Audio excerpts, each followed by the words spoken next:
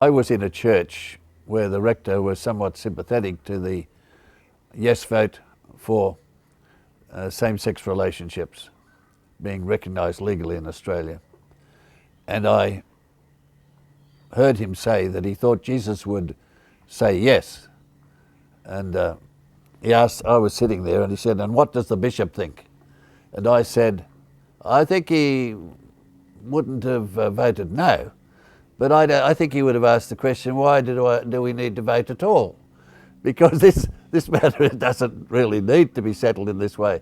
This is something that these people are asking for, and it should be something that we reach out to them with, because that's the only way to handle this.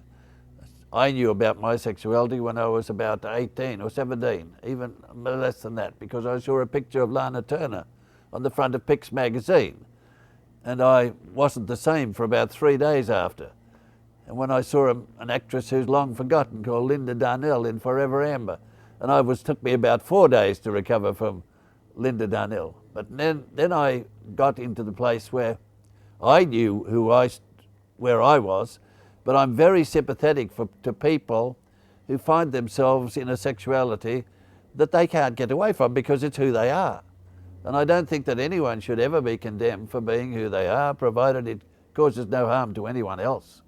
And that applies right across the board. It doesn't just have to do with same-sex people.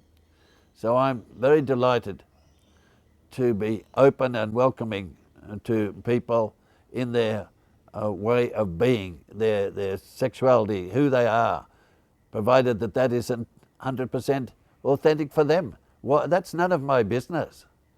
And it's none of anybody else's business. If the law of the country now says that these people can do certain things, that's their business. It's got nothing to do with the rest of us.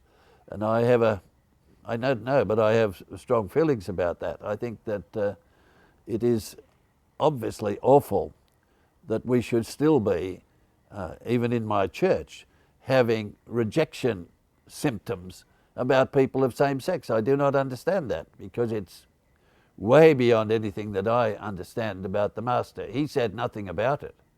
I think he was very wise to say nothing about it. I myself think that we should not be arguing about any of those matters. We should be encouraging people to be truly themselves within the parameters of moral and ethical conduct that we have in our land, that are agreed on by everyone and expected of everyone. These are the things that I would really like to encourage. I don't find any substance in harsh brands of Christianity that really want to attack people and consign them to hell or somewhere else, which I don't have any understanding of what they mean by that. But I don't like anything like that, any harshness, because it doesn't sit well with the person who founded the religion in the first place, because he was a person of very open and loving disposition and encouraging people to be truly themselves. This was his great gift to us, and we all need to understand that. So I find myself, in all that I do, that I want to encourage people to be truly themselves. And being truly yourself is the hardest thing to do on earth, because you'll always have somebody trying to make you in their own image. Don't let them do it. I don't, and I don't expect that you should do so either.